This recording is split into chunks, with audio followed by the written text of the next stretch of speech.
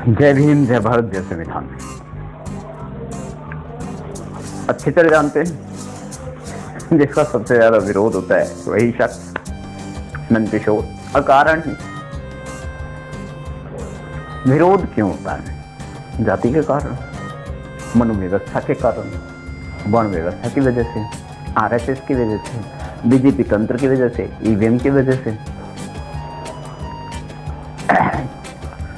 आर्थिक समस्याओं की वजह से,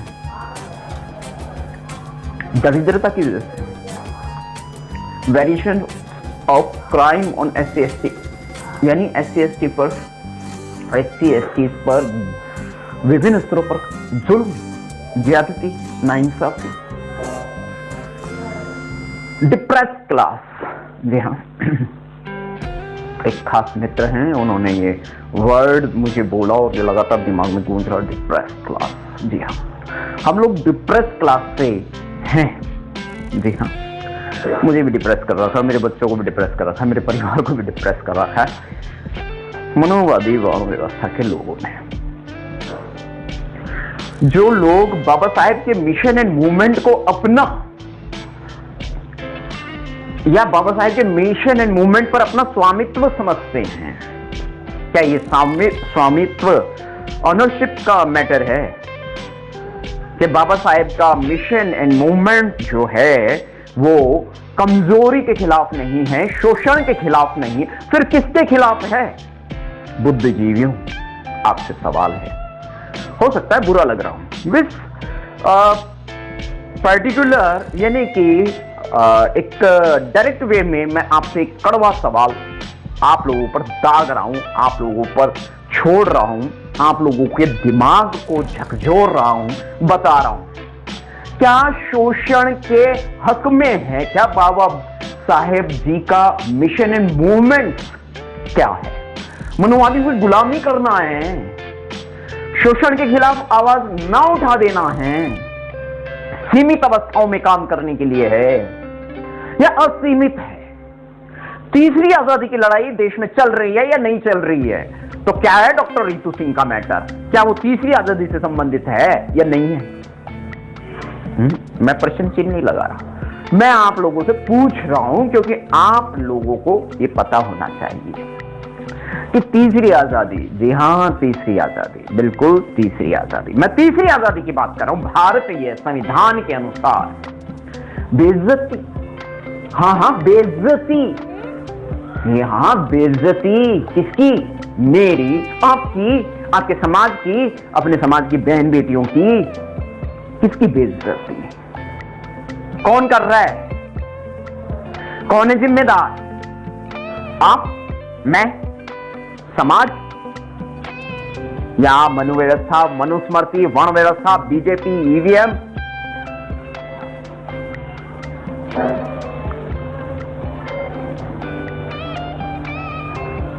29 लाख संगठन, ऐसा सुनने में आया, मेरे पास इसका कोई आंकड़ा नहीं है, कोई ब्यौरा नहीं है, मैं जानता नहीं, लेकिन जितने भी संगठन, मैंने हो सकता है 1000-2000 संगठन देख लिए होंगे ज्यादा से ज्यादा अपने जीवन काल में, पिछले 7-8 साल से लेकर अब तक।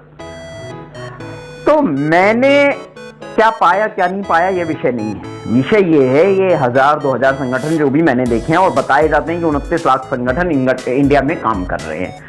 भाई हर आदमी हर स्तर पर नहीं पहुंच सकता, ठीक है ना, बहुत नामुमकिन सी बात है। मैं गया अभी बाइक से मात्र 150 किलोमीटर दूर, इससे पहले तो मैं काफी दूर जा चुका हूँ, 350 किलोमीटर भी दूर जा चुका हूँ, 700 किलोमीटर भी दूर भी जा चुका हूँ, लेकिन बस इतना ही। और उस वक्त भी बर्बाद हुआ था, बहुत हर्जा खर्चा उठाया था, और अब भी बर्बाद हुआ हूँ और हर्जा खर्चा उठाया बहुत सारा।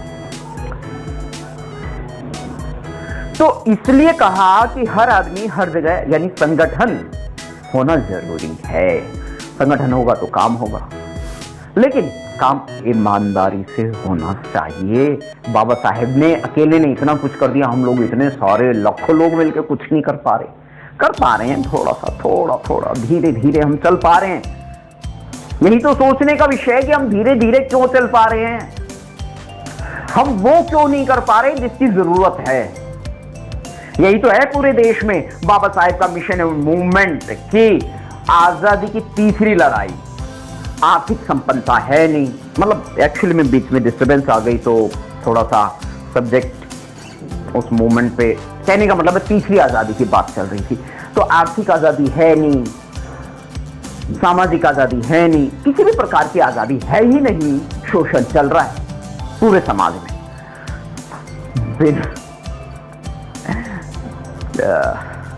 थोड़ा सा जिस चीज से सफर कर रहा हूं वो जबान पर आ गई बात, और वो ये थी बिल। ये बिल है, एक महीने के ही ये है। एक है 15,510 का और दूसरा है 7,950। ठीक है, ये ठीक है। यहां कारखाने नहीं खुल रहे, ठीक। ये मनोव्यवस्था का कमाल है भाई, हर महीने आता है इतना बिल, 25-30 हजार रुपए का, 21,000, 20,000, 15,000, 7-8 हजार, 5-7 हजार मिनिमम बिल जो है इतना आता है। और मैक्सिमम तो मैंने आपको बताया कि 25-30 हजार तक पहुंच जाता है, 30-40 हजार तक पहुंच जाता। क्यों भाई, एक ही मकान जिसमें 6-7 सदस्य रहते हैं, 7-8 सदस्य रहते हैं, और हमेशा हर इंसान जो है बिजली का बचत का पूरा ध्यान रखता है बावजूद। तो समस्या ये है, ये भारत है और भारत में जाति व्यवस्था है। इसी कारण से आपका चलना, खाना, फिरना, पहनना और ना सब तय किया जाता है। मानो या ना मानो, मुट्ठी भर लोग कामयाब हो गए तो आरएसएस के लोग ये समझते हैं, आरएसएस के षड्यंत्रकारी मनोव्यवस्था को काबिज करने वाले लोग ये समझते हैं कि डिप्रेस्ड क्लास को बरगलाया जा सकता है। मुट्ठी भर लोग कामयाब हैं पिछले 77 साल में, सिर्फ और सिर्फ, या पिछले 100 साल में पूरी पॉपुलेशन का। लेकिन पूरे समाज की क्या हालत है, एजुकेशन लेवल क्या है, क्यों गिरा हुआ है एजुकेशन लेवल? बहुत सारी बातें हैं। क्यों अंग्रेजी नहीं आती, क्यों मैथ्स नहीं आता, क्यों साइंस नहीं आती, क्यों संविधान स्कूलों में नहीं पढ़ाया जाता, क्यों गायब किया गया है? अरे 2-4 जगह तुमने लागू कर दिया, करवा दिया बहुत ज्यादा संघर्ष के बाद में, तो समझते हो कामयाबी मिल गई। चलो 1% कामयाबी मिल गई, मान लिया, फिर तो मनोवादी वर्ण व्यवस्था का सिस्टम चल रहा है, इसको कमजोर बनाएंगे आप और हम मिलकर के, तभी यह संभव है। और बाबा साहेब का मिशन एंड मूवमेंट बात यहां से शुरू हुई थी। सिर्फ इतना सा है कि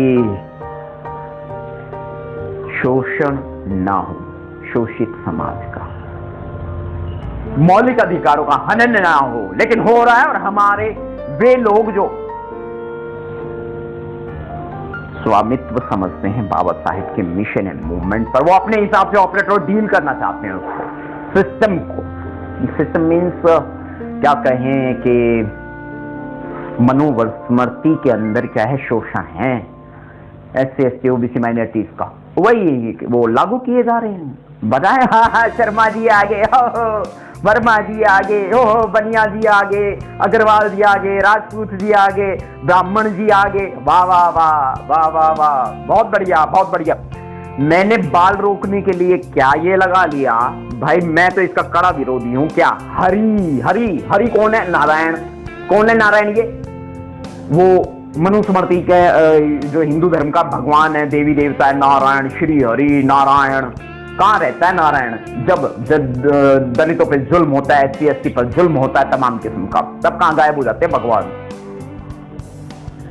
तमाम किस्म की बातें हमें सोचनी पड़ेंगी, हमें समझनी पड़ेंगी, हमें मानना पड़ेगा, हमें जानना पड़ेगा कि बाबा साहेब का मिशन एंड मूवमेंट एक्चुअल में है क्या। शोषण के खिलाफ है, जुल्म और जातिवाद के खिलाफ है, ज्यादतियों के खिलाफ है। कौन कहता है कि मनुवाद अभी अभी उपजा है 10-12 साल से, एंड्रॉइड आ गया जब से, स्मार्टफोन आ गया जब से? नहीं, मनोवाद बहुत पहले से ही काम कर रहा है। किस जमाने में नहीं था ये बता दो। जो कानून नहीं है वो क्यों होता है, और जो कानून है वो क्यों नहीं होता? मैंने भारतीय दंड संहिता स्मार्टफोन आने से पहले पढ़ना शुरू कर दिया था, या लगभग इसी के सिमिलर समझ लो। और स्मार्टफोन पे दुनिया कब एक्टिव हुई, और हर चीज के गुड यूजेस के बजाय बैड यूजेस ज्यादा हो रहे, खासतौर से स्मार्टफोन का दुरुपयोग ज्यादा हो रहा, सदुपयोग कम हो रहा है। अरे क्राइम को रोकने में तुम आगे बढ़ो तब तो ठीक है, लेकिन क्राइम को रोकने के नाम पर तुम क्राइम करो, ये तो और भी बड़ा क्राइम हो गया। क्राइम को उपजा रहे हो, हद हो गई। डिपार्टमेंट कोई सा भी, कोई भी हो, कानून बहुत पेचीदा चीज है, बहुत सरल भी है, लेकिन समझ में आना नामुमकिन है। मैं सात्विक दृष्टिकोण में विश्वास रखता हूं, इसका मतलब मैं साधु संत नहीं हूं, लेकिन हाँ मैं एक मनुष्य हूं और मानवता मेरा अधिकार है और मानवता को ही मैं विशेष रूप से महत्व देता हूं, ना कि किसी देवी देवताओं को, ना कोई जाति धर्म को। मेरे को लोग मुसलमान भी कहते हैं, हिंदू भी कहते हैं, वाल्मीकि भी कहते हैं, सिख भी कहते हैं, सब कुछ कहते हैं। मेरे को कहते रहो भाई, मुझे क्या फर्क पड़ता, मैं तो एक इंसान हूं। तुम जो मर्जी कह लो, मैं विरोध नहीं करता कभी भी। जो जो कहता है ठीक है भाई, ठीक है, कोई फर्क नहीं पड़ता इससे। मुझे मुल्ला जी भी कहते हैं, मौलाना जी भी कहते हैं, इसलिए नहीं कि दाढ़ी अभी, अरे भैया तो क्लीन शेव रहता जब मैं टीने सबसे कहते रहो भाई, क्या हो गया, क्या फर्क पड़ता इससे। खान साहब भी कहते हैं, वाल्मीकि भी कहते हैं, चूड़ा चमार भी कहते हैं भाई, कह लो। मैं इसमें किसी का कभी विरोध नहीं करता, क्योंकि एक मानव हूं और ये जो भी संज्ञा मुझे देते हैं वैसे लोग इस दुनिया में रहते हैं, वैसा आकार प्रकार लेके, वैसे विभिन्न स्तरों पर, आकार प्रकार मीन्स की भाई बाहरी आवरण, वैसा चेहरा मोहरा। तो हमने ये सिंबल्स बना रखे नहीं, ये मुस्लिम है, ये ईसाई है, ये सिख है, ये हिंदू है, ये है, ये वो। अरे भाई सबसे पहले हम एक इंसान हैं। मैं कोई ज्ञान नहीं दे रहा, मैं तो सिर्फ जुल्मों को रोकने की बात कर रहा हूं। मनुवादी सिस्टम सबसे ज्यादा खतरनाक सिस्टम है। इसका मतलब ये नहीं कि वो लोग खतरनाक है तो भीमा कोरेगांव याद कर लो, चमार रेजिमेंट याद कर लो। इतनी खतरनाक थी चमार रेजिमेंट की रद्द करनी पड़ी ब्रिटिश शासनकाल में। एक दिन मैं थ्योरी कर रहा था, 24 मिनट की वीडियो बन गई थी, बहुत अच्छी पूरी थ्योरी फट्टी करके, मतलब उसको बना दिया था ढंग से, लेकिन बाई चांस एक डिजिटल टेक्नोलॉजी है, तकनीकी समस्या, एक गलत क्लिक हो गया, वीडियो डिलीट हो गई परमानेंटली बाय मिस्टेक। बहुत सारी मेहनत पर पानी फिर गया। कोई बात नहीं, मैं दोबारा इंप्लीमेंट करूंगा, और दोबारा बनाऊंगा इस वीडियो को, दोबारा उस पर काम करूंगा, लेकिन वो वक्त नहीं मिल पा रहा। ये शायद अगस्त के महीने की बात है जब मैंने बनाई थी 2023 में। उसके बाद अब दोबारा मेरे को मौका ही नहीं लग पा रहा है यार, क्योंकि देखिए हर चीज का एक प्रोसीजर होता है। तो मुद्दे की बात पे आते हैं कि भाई हम संत रविदास जी की बात को देखें, जाने, माने, तो एक चीज का ध्यान रखना, संत रविदास जी ने पाखंडवाद का महाविनाश किया था उस समय। उन्हीं के समय में संत कबीरदास जी भी, इन्होंने भी पाखंड का महाविनाश किया था।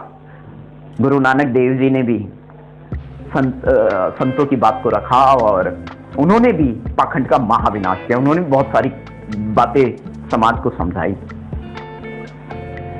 बहुत बड़ी बड़ी बातें हमारे संत महापुरुषों ने। गुरुद्वारे में जो लंगर सेवा चलती है वो हमारे संत रविदास जी से संबंधित है, ऐसा चाहूँ राज में, जहां सब उनको मिले।